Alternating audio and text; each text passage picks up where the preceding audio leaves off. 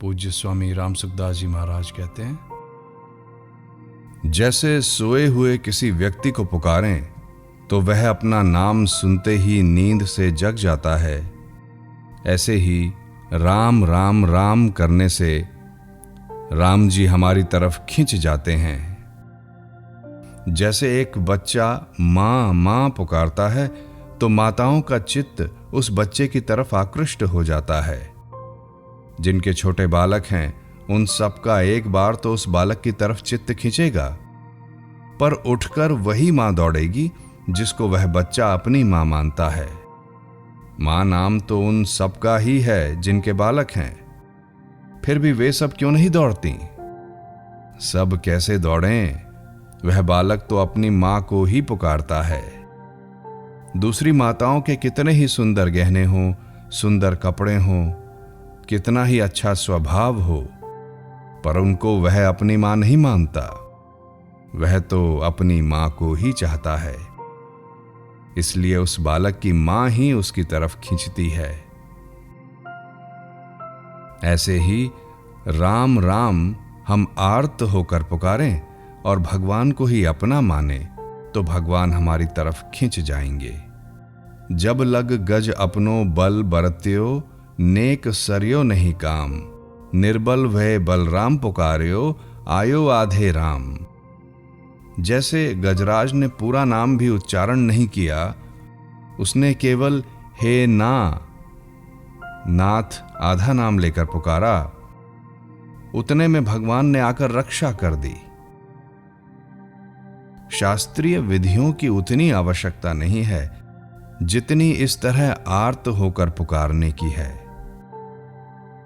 इसलिए आर्त होकर, दुखी होकर भगवान को अपना मानकर पुकारें और केवल उनका ही भरोसा, उनकी ही आशा, उनका ही विश्वास रखें और सब तरफ से मन हटाकर उनका ही नाम लें और उनको ही पुकारें, हे राम राम राम। आर्त का भाव तेज होता है, इससे भगवान उसकी तरफ खिंच जाते हैं और उसके सामने प्रकट हो जाते हैं। तभी तो भगवान प्रहलाद के लिए खंबे में से प्रकट हो गए। भीतर का जो आर्त भाव होता है वही मुख्य होता है। राम नाम उच्चारण करने की बड़ी भारी महिमा है। उस राम नाम का प्रकरण रामचरितमानस में विलक्षण ढंग से आया है। बंधहु राम नाम रघुबर को, हेतु कृसानु भानु हिमकर को। नाम की वंदना करते हुए श्री गोस्वामी जी महाराज कहते हैं कि मैं रघुवंश में श्रेष्ठ श्री रघुनाथ जी के उस राम नाम की वंदना करता हूं, जो कृसानु यानी अग्नि, भानु सूर्य और हिमकर चंद्रमा का हेतु अर्थात बीज है। बीज में क्या होता है? बीज में सब गुण होते हैं। वृक्ष के फल में जो रस होता है वह सब रस बीज में ही होता है। बीज से ही सारे वृक्षों को तथा फलों को रस मिलता है। अग्निवंश में परशुराम जी, सूर्यवंश में राम जी और चंद्रवंश में बलराम जी, इस प्रकार तीनों वंशों में ही भगवान ने अवतार लिए। ये तीनों अवतार राम नाम वाले हैं, पर रघुनाथ जी महाराज का जो राम नाम है वह इन सब का कारण है।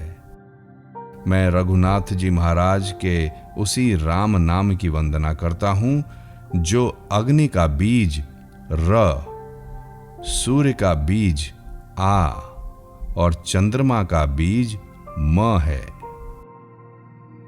राम नाम में र, आ और म ये तीन अव्यय हैं। इन अव्ययों का वर्णन करने के लिए कृसानु, भानु और हिमकर ये तीन शब्द दिए हैं।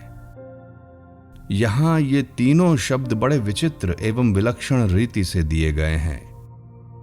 कृसानु में री, भानु में आ और हिमकर में म है। कृसानु शब्द में से री को निकाल दें तो कसानु शब्द बचेगा जिसका कोई अर्थ नहीं होगा। भानु शब्द में से आ निकाल दें तो भ्रू का भी कोई अर्थ नहीं होगा। भानु शब्द में से आ निकाल दें तो भ्रू का भी कोई अर्थ नहीं होगा। ऐसे ही हिमकर शब्द में से म को निकाल दें तो हिकर का भी कोई अर्थ नहीं निकलेगा। अर्थात कृसानु, भानु और हिमकर ये तीनों मुर्दे की तरह हो जाएंगे, क्योंकि इनमें से राम ही निकल गया। इनके साथ राम नाम रहने से कृसानु में क्री का अर्थ करना, सानु का अर्थ शिखर है। ऐसे ही भानु में भा नाम प्रकाशक है, नु नाम निश्चय का है, और हिमकर में हिम नाम बर्फ का है और कर नाम हाथ का है। इन तीनों का हेतु राम नाम ही है। इस प्रकार सब अक्षरों में राम नाम प्राण है।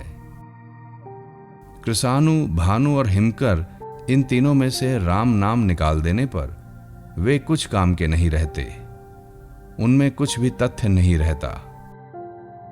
यहां नाम के तीनों अवयवों को बताने का तात्पर्य यह है कि राम नाम जपने से साधक के पापों का नाश होता है, अज्ञान का नाश होता है और अंधकार दूर होकर प्रकाश हो जाता है।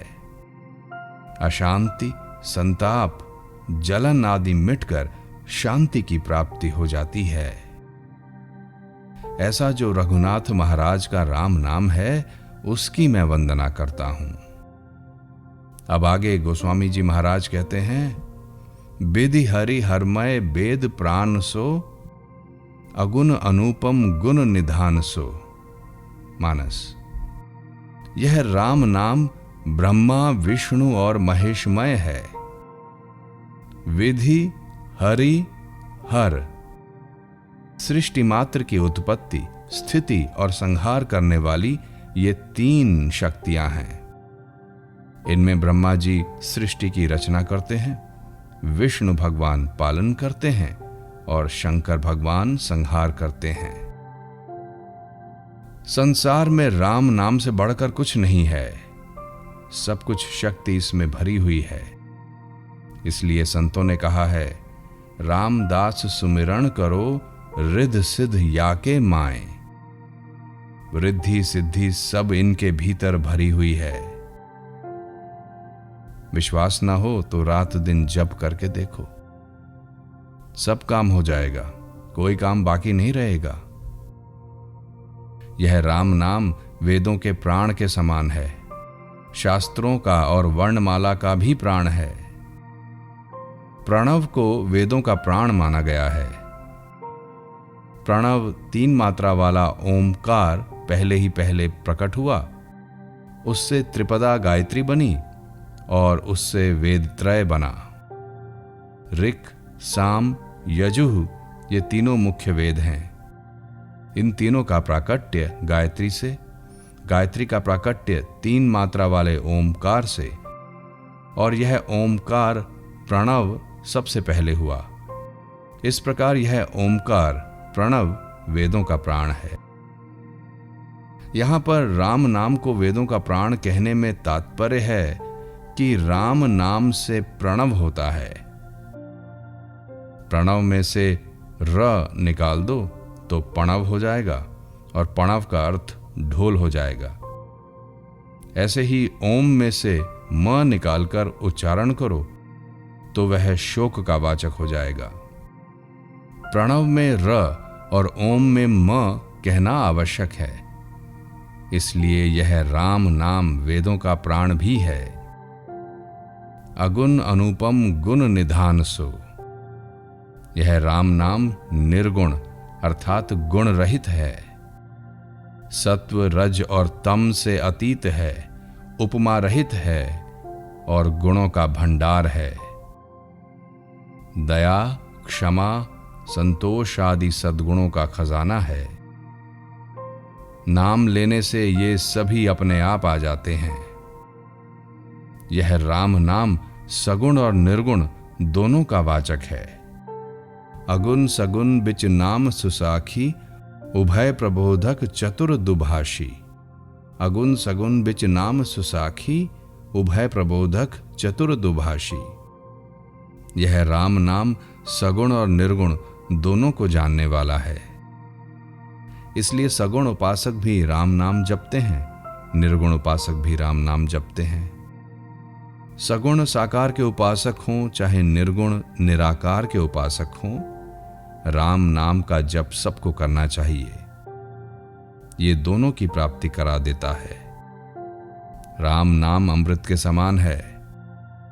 जैसे बढ़िया भोजन में घी और दूध मिला दो तो वह भोजन बहुत बढ़िया बन जाता है, ऐसे ही राम नाम को दूसरे साधनों के साथ करो, चाहे केवल राम नाम का जप करो, यह हमें निहाल कर देगा।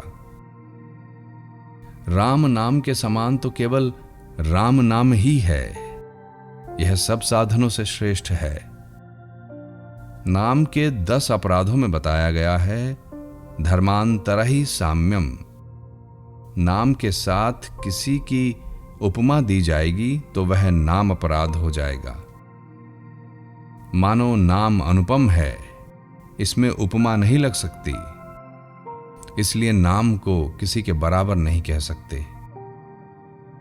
भगवान श्री राम शबरी के आश्रम पर पधारे और शबरी को कहने लगे, नवधा भक्ति कहूं तो ही पाही, सावधान सुनु धरु मन माही। मानस, मैं तुझे अब अपनी नवधा भक्ति कहता हूं, तू सावधान होकर सुन और मन में धारण कर। नवधा भक्ति कहकर अंत में कहते हैं, सकल प्रकार भक्ति दृढ़ तोरें। तेरे में सब प्रकार की भक्ति दृढ़ है।